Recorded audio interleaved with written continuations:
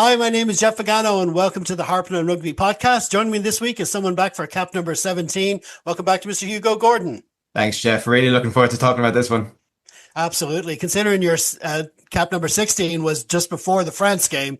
So definitely a lot of ups and downs since then. But listen, Before we start, I'd just like to remind you all listeners of an extra pod we published this weekend, our 500th episode special, where myself and some of the Harpin contributors, Hugo included, talked about how we got into rugby, Leinster, and Harpin on Leinster Rugby. So do check that out. It's one back in the podcast feed, and it's also on our YouTube channel. Okay, so let's turn our attention to that feature match of the week. Here's a generic 80-word summary of how things went. Ireland stunned England with a blistering first half, racing to a 22-0 lead through tries from Gibson Park, Ballacoon, and O'Brien. England responded via Dingwall and Lawrence, but Sheehan and Osborne extended Ireland's advantage. Farrell's men dominated both tempo and territory throughout. Gibson Park and McCuskey starred, while England often struggled, especially George Ford. Underhill's late score was mere consolation. Ireland's 42 points marked a record at Allianz Stadium, sealing back-to-back defeats for England and spoiling Itoje's 100th cap celebration. Now, obviously, we're going to go into a little bit more detail than that. And, last week for the Italy match, we kicked off our rep pod with a critique of Ireland's attack plan, such as it was. So after this performance, Hugo, I think it's only fair we look at how we kind of turned that form on its head, led in particular by player of the match, Jamison Gibson Park. Yeah, Jamison Gibson Park. What a performance this was. I kind of knew, watching it live, you obviously knew he was having a good day. Watching it back, just a nearly flawless performance, really even better on rewatch. From the first minute, he is just everywhere in this game. He's playing this ultra high tempo game, constantly putting England on the back foot. Constantly making these little sniping runs. He, like a real attacking threat was really, any time that England left a little bit of space for him to dart into, he was moving into it. And obviously that led to our first try. Really quick thinking for that one. He spotted that England had left a little bit of space and the only person covering it was a prop Joe Hayes. And he just went straight in and scored. And he was actually very unlucky to have another one ruled out later on after, I thought, a really harsh penalty call against Tommy O'Brien. It should have been a second one for Gibson Park. And just this incredible kind of tempo to his game, incredible just rugby IQ on display. We're mainly talking about attack, but just what we're talking about, Gibson Park, also really, really good in defence. Few massive defensive interventions. He has a huge hit on Ollie Lawrence, who's about twice his size at one stage. It forces a knock on. Brilliant kick chase as well that led to him winning a penalty late on in the second half. The Crowley was then able to score, and just a full 10 out of 10 performance from Gibson Park. Maybe one of his best ever for Leinster or Ireland. I think the best performance by any Ireland player maybe since Ty Byrne against France in 2024, which is probably the last real 10 out of 10 performance I can remember. So just, a real kind of extraordinary performance from him on an extraordinary day. But obviously he can't do it all himself. And a big part of why the attack worked as well as it did and worked far better, frankly, than it has for Ireland in a while was the pack really being able to get on top of this game in a way that maybe we haven't seen in a while. And the second row, Joe McCarthy and James Ryan, just menaces, just hitting every ruck at top speed, really kind of controlled aggression, not at the kind of the disciplinary issues that we've maybe seen from the two of them recently. Just controlled aggression that meant that I think we won something like 99% of our rucks. It just meant that Gibson Park had that quick ball to play off. And then the likes of Caelan Doris, another hugely battling performance from him. We always look to him to really kind of take on the heavy carrying role. And he made that lovely eye-catching break through the middle in the second half, one step taking out three defenders. Really lovely to watch, but he was ferocious again on both sides of the ball, 20 tackles, but also a lot of carries from him. Ty Byrne, we've talked so many times about what a player he is, but just another incredible day from him. Again, one of those who on another day could easily have been player of the match. Some great defensive interventions from him, and we'll talk about that a little bit more in a minute. But again, just really effective in attack. He's nearly as sharp as Gibson Park in the build-up to the try. He spots that space as well. And laid on ahead of Osborne's try, there's a moment where he gets tackled and he's able to kind of turn his back and present the ball to keep the attack moving. And it's just really, really sharp play. Dan Sheehan, who maybe hasn't had the impact in this tournament that we would have loved, but he had his best game for Ireland in a while. Partly because I think we were able to create a little bit more space for him to move into, but some of his passing really good as well. He sent Josh van der Fleer on a run through at one stage in the first half with a lovely little inside pass. and obviously then able to score a try himself and make use of that space. So just the pack was able to kind of create that space, and then we were able to use that more effectively, and our backs were able to get into it a little bit more. And Jack Crowley in particular, a really, really good game from him. He missed a penalty early on, late Marcus Smith interception, kind of the only blots in the copybook of what was all otherwise just a really, really good day from him. And he wasn't the only reason that Ireland played better yesterday. We've talked a bit before about how, the focus on who's playing a 10, sometimes a little bit reductive and that misses the bigger picture of what's going on elsewhere. But his passing was very, very sharp. And his carrying threat did mean that, he was able to help create space for our other running options, because it meant that England's defense couldn't stand off him. He kept the scoreboard ticking over in the second half, just kind of keep that scoreboard pressure on England, and a really, really statement performance from him. Does look like that starting 10 shirt is his for, is his for now, and, a really, really great game from him. And then just that kind of last element of the attack, which worked really well, our back three. We won the aerial battle, hugely important. We kicked a lot to contest in this game, and we won a lot of those contests. That was something we struggled with against France, but much more effective yesterday. I thought Osborne had probably his best game fullback for Ireland, really had a big impact under the high ball. Tommy O'Brien and Robert Balakoon combined really well, and we'll talk about Balakoon in particular in a moment, but particularly in the build up to our first score, it's the two of them operating together on the wing is so effective, and then later on they combined for that O'Brien's score as well. So it just felt like the pack were able to create the space. Some very smart kicking from Crowley and Gibson Park then, which our back three were able to exploit. And we'll talk about another one of our heavy ball carriers in a moment as well, Stuart McCluskey. But just felt like everything was firing yesterday, and it just meant that we had space, we had pace. We were able to use that in a way that we hadn't been maybe in the first two games, where our pack really hadn't been able to get on top. And it just meant that all of a sudden it looked like the Ireland of old. We scored some really gorgeous tries, really, really satisfying to watch. It was, there's unfortunately not been too many games recently where Ireland have looked this much of an attacking threat. This was, an Ireland we haven't seen in a while.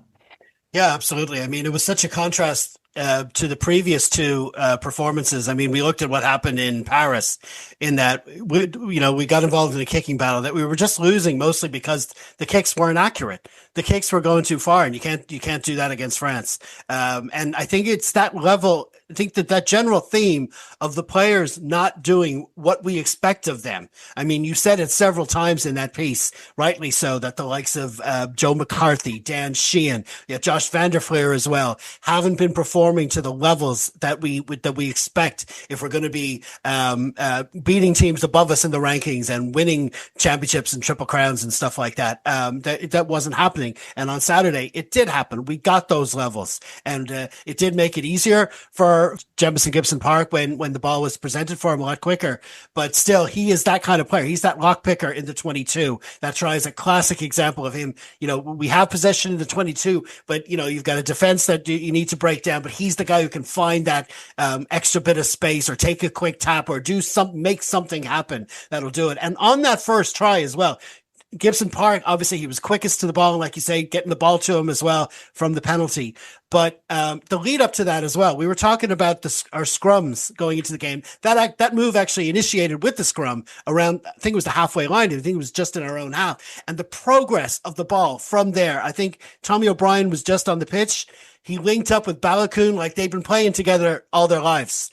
They linked up well, and all of a sudden we're in the 22, attacking in there. Gibson Park's moving them, defense left and right. All of a sudden, ship a penalty, quick tap, boom, score, try. That is what we were looking for. That's what we didn't really see against Italy last week. I was saying about the attack last week, we were scoring tries in spite of our attack plan rather than because of it.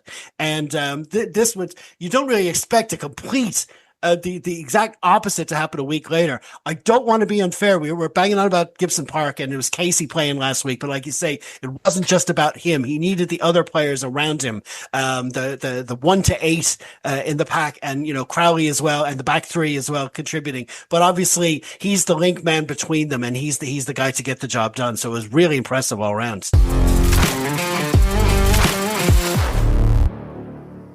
Okay, elsewhere in the Guinness Six Nations, Ireland under 20s gave us a perfect appetizer for the weekend on Friday, overturning a 14-7 deficit to win 31-21 over their English counterparts at the Rec. Josh Neal led the charge, scoring the equaliser before Daniel Ryan and Noah Burns sealed the deal in a dominant display. In Cardiff on Saturday, Scotland edged Wales 26-23 with the late George Turner try. Finn Russell orchestrated the comeback, converting 3 tries after Wales led 17-5 at halftime. Finally, in Lille on Sunday, France marched on towards a Grand Slam with a 33-8 win over Italy. Louis Beal-Barry scored early, and Gael Drian's debut try helped secure the bonus point as Les Bleus maintained their unbeaten run. We'll be looking at those matches in more detail for our bonus chat, which will appear on YouTube Tuesday morning.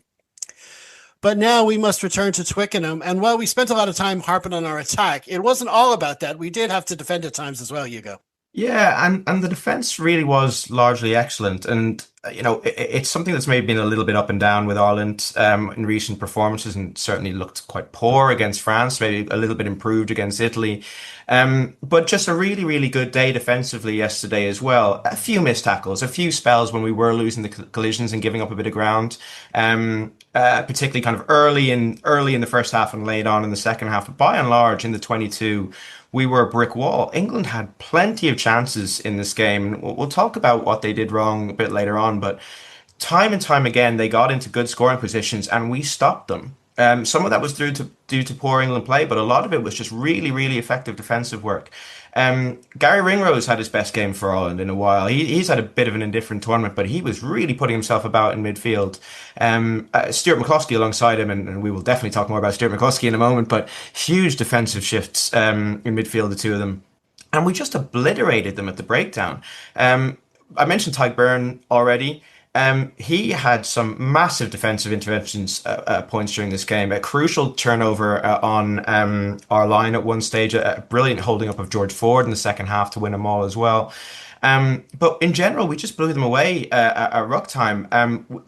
England gave up 24 turnovers in this game to Ireland's 12, which I think really just tells a whole story. And I think the defensive output, I think, was really exemplified by two players in particular from Ulster. And Ulster have obviously, in recent times, not been as represented in the Ireland squads as much as we would have seen historically. It's been a frustrating few years for the province, and that's led to maybe not as many of their players featuring as much as they would have liked in the Ireland squad. But I just want to say particular about two players who had real statement performances yesterday and had two of my favourite moments of the game, both of which were defensive moments. Stuart McCloskey, first of all. It's kind of hard to watching it back. It's on any other day he'd have won player of the match. It's a near faultless performance from him as well. He was so good. He's been our best player over the opening 3 rounds of this tournament by quite a long way. And obviously in attack he was very, very good. Had that huge storming run in the build up to Balakoon's try. Didn't quite score himself, but sucked in so many defenders that Balakoon was basically able to stroll over on the right. But a huge defensive effort as well. Kind of mentioned, his work alongside Gary Ringrose in midfield. I had a crucial interception of an Arundel pass at one stage, which stopped what was probably going to be a certain England score. But obviously, the big highlight reel moment was him chasing down Marcus Smith after Smith's interception. At the pace and the energy of that, after this was laid on in a game where, frankly, had England scored, it probably wouldn't have changed the overall result, although it might have ended up with them getting a bonus point. To make that sprint back that Stuart McCloskey did at that stage to chase Smith down and to drag him out into touch so late onto that game showed so much hunger and so much pride and just a refusal to let anything by even at that stage. It was a wonderful moment and a really, really wonderful game from Stuart McCloskey, and he is just in the form of his life. And then Robert Balakoon as well. We mentioned a little bit already, how much of an attacking threat he looked, particularly alongside Tommy O'Brien, and his pace and power and his ability under the high ball, I think, has been really important in this game and the last game as well. But again, some huge defensive interventions from him. And my other kind of favourite defensive moment in this game was Robert Balakoon. In the 62nd minute, when it was kind of the one point where maybe the game was still in the balance a little bit. England had just scored a try. We were down to 14 men after Tommy O'Brien had been yellow carded. And while we still had a bit of a big lead, it felt like a moment where if England had scored during that, then it gives them a foothold back into the game and maybe the doubts start to creep back in. So it was really important we managed that section well. And at one stage, England do break through on the right, and Tommy Freeman, races down the line towards the try line. And Robert Balakoon comes across from the opposite wing to put him into touch just short of the try line. And I'd encourage people to watch a replay of this again to see how far Balogun comes from, but also how early he starts sprinting. Balogun sees what's happening almost before England realise they've got the space there. And even almost before England have begun to sweep it out to the right, Balogun is already sprinting across to that touchline, and that's why he's able to get there in time. Hugely important moment, and really just again exemplified the kind of the hunger and the passion from this Ireland team yesterday. But just really great to see a player like Balogun, who's had his ups and downs, his injury issues, but just looking like the player you kind of always hoped he'd be when he first broke through. So, it's been a tough old time for Ulster players in Ireland recently, but the two of them together, alongside Gibson Park and Byrne, were my players of the match. Just wonderful, and just a real kind of the highlight moments of what was overall a really excellent defensive performance from Ireland. Yeah, absolutely. I mean, the way they started, we say we raced into a 22-0 lead or whatever it was, and but the fact that it was the 0 that was almost more impressive than the 22, because like you say, England had several chances, especially in that first 20 minutes, where that's the key moment. I mean, if they'd converted a couple of those visits to the 22, would have been a totally different game, and we kept them out every single time. But that continued right the way through the match, like you say. Those tackles in the second half from players who started the game, and Stu, like he's 30 whatever, chasing down Marcus Smith, who was off the bench. I mean, he's not the quickest, but still, you'd probably fancy him in a foot race given those parameters at that stage of the game. But Stu wasn't having it. He just got him down, and but we talked about Stu's overall game before. It's just so unfortunate that he hasn't picked up a Player of the Match award. It's like you can easily say over the 3 matches he's been our best player,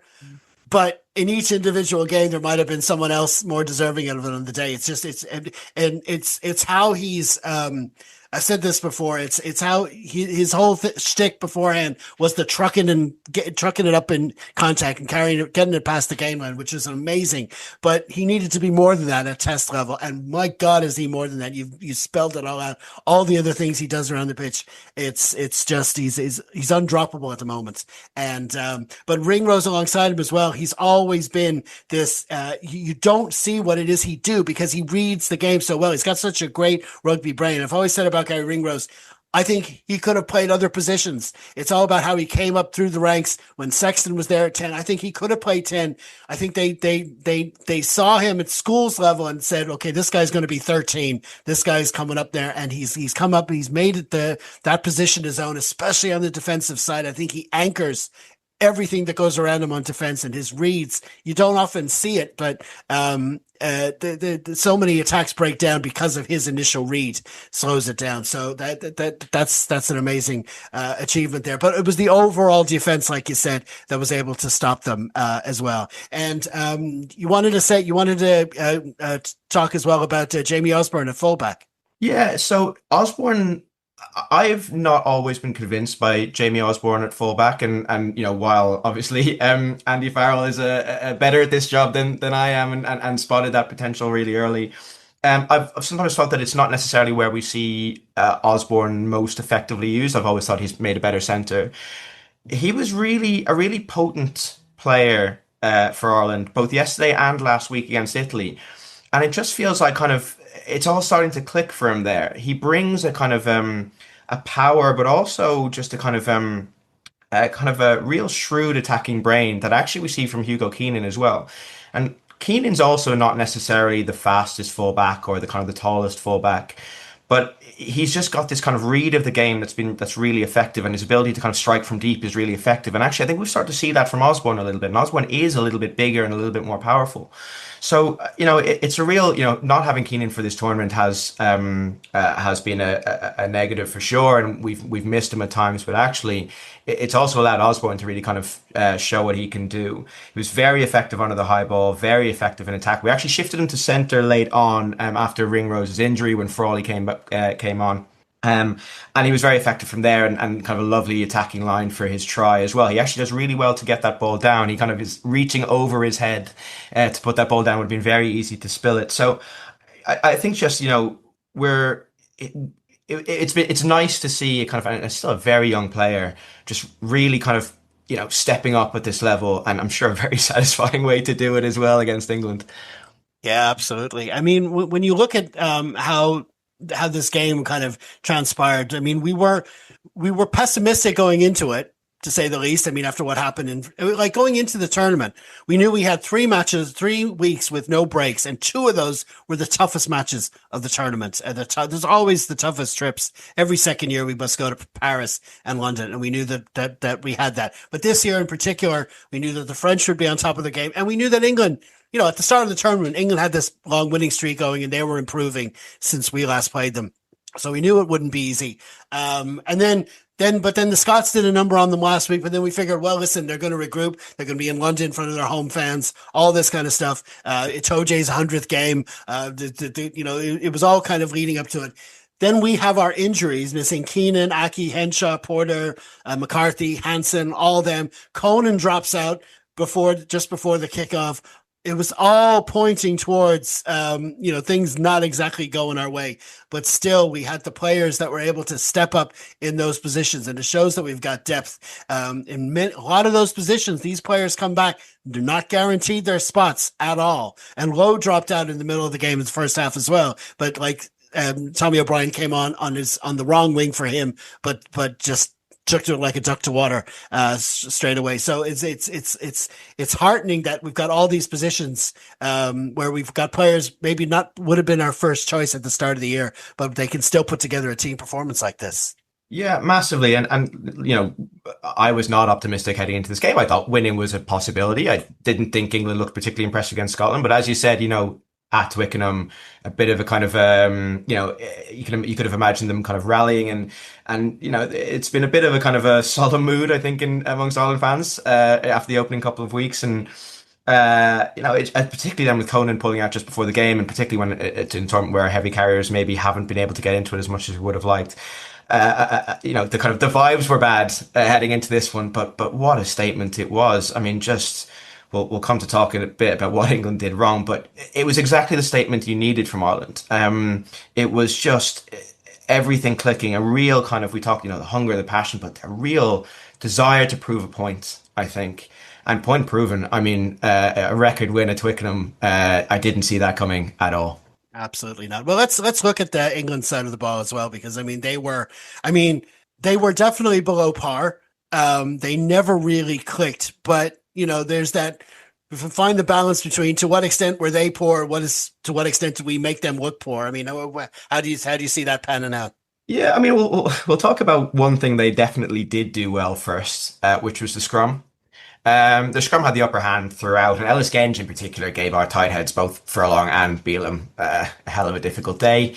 We were our scrum was on skates for a lot of this game. We gave away, most of the penalties we gave away were scrum penalties.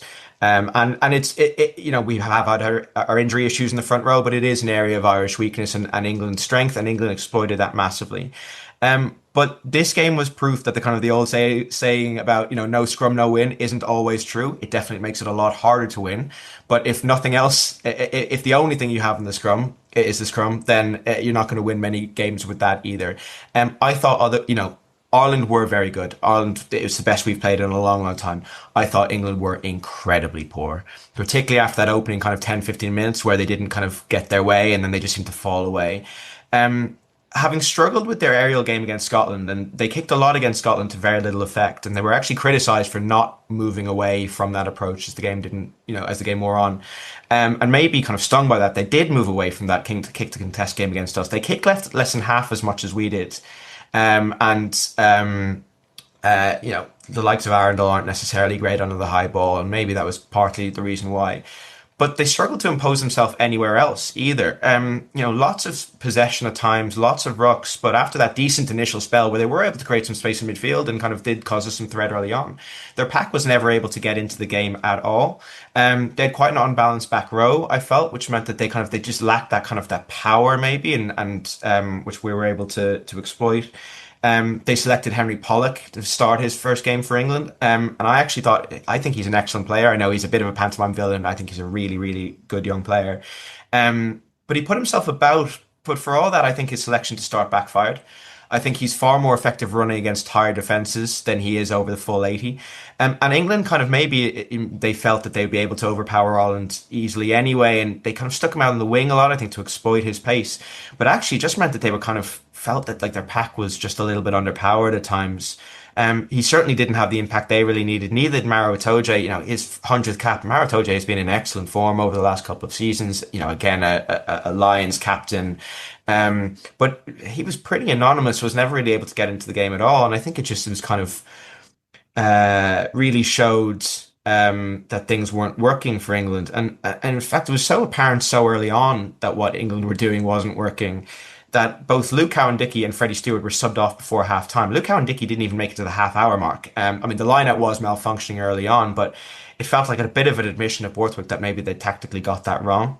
Added in the injury to Alex Mitchell, England got to half-time down 3 of the players they'd started the game with, and having to go to the bench quite early, maybe that explained why they weren't able to get much into the game in the second half either. And poor George Ford. I really like George Ford as a player. I think he's been brilliant for England over the years. In some ways, I think one of the most underrated fly halves of the last decade, in part because he was kind of had the misfortune to be competing for that 10 role with the other Farrell.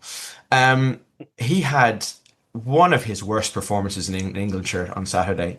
So much so that I'm actually a little surprised he wasn't taken off himself and that Marcus Smith didn't come on for him rather than Stewart. He put 2 kicks to the corner dead in the first 15 minutes, which is kind of unforgivable. And as you say, had England scored one of those early on, maybe the whole game plays out differently. As it is, completely lets Ireland off the hook. He also got a kick partially charged down by Doris early on. He was held up. He was held up in a maul by Tyg Byrne. He had an early attack kind of broke down because he didn't get the ball to Arundel quickly enough. He just had one of those games, just a real nightmare performance. It just didn't work for him, and it didn't work for England at all. And again, if they're going to move away from that kick to contest game, maybe he wasn't the right option for 10 for this one. But he wasn't the only one. The whole just it felt like systemically England weren't working, and their defense. England's edge defense was very poor against Scotland. I think Scotland were able to exploit that a lot, and so were we. We've talked about the damage that Balakoon and O'Brien were able to do down the wings. But they were kind of soft through the middle at times as well. And Genge and Ollie Chessum's defensive mix-up to allow Doris to charge through the middle of the second half was particularly bad, and just kind of symptomatic of a team where nothing seemed to be going right for them. They did not seem to be on the same wavelength as each other. And, I don't want to underplay how good Ireland were. And the reason Ireland were able to run up such a huge score was down, as much as what we were doing well. But England were, after that kind of early spell, were incredibly poor. It is. I thought going into this tournament, England I didn't think they'd win. I thought France would win the Six Nations this year, and I thought they'd probably pick up the Slam. But I thought England were looking, going into this tournament, I thought England were looking the best that they had in years. I thought their performance against New Zealand, their win against New Zealand in the autumn, was the best I've seen England play in years. And so I thought this would be the kind of England as you kind of remember them being, or at least something close to it. But they've been really poor these last 2 weeks. They weren't even particularly good against Wales in that opening day thrashing. Wales were very bad in that game as well, and it felt at times like England were letting them off the hook a little bit. But, it's one thing losing to Scotland in Murrayfield, where Scotland are, so fired up always. But, record defeat against an Ireland that had been stuttering going into this game. I think it says a lot about where England are, and it does feel like for every 2 steps forward England take at the moment, a step back, and this was a massive step back. They haven't looked this bad in Twickenham since France thumped them a few years ago. A performance that at the time was taken as a sign of how low England had sunk. This was abysmal from them. I really enjoyed it, but there'll be some serious reviews going on this week, I suspect, in the England camp. Oh, absolutely. I suppose you look back over that winning run they went on since we beat them last season. It was impressive. There were some great wins in there.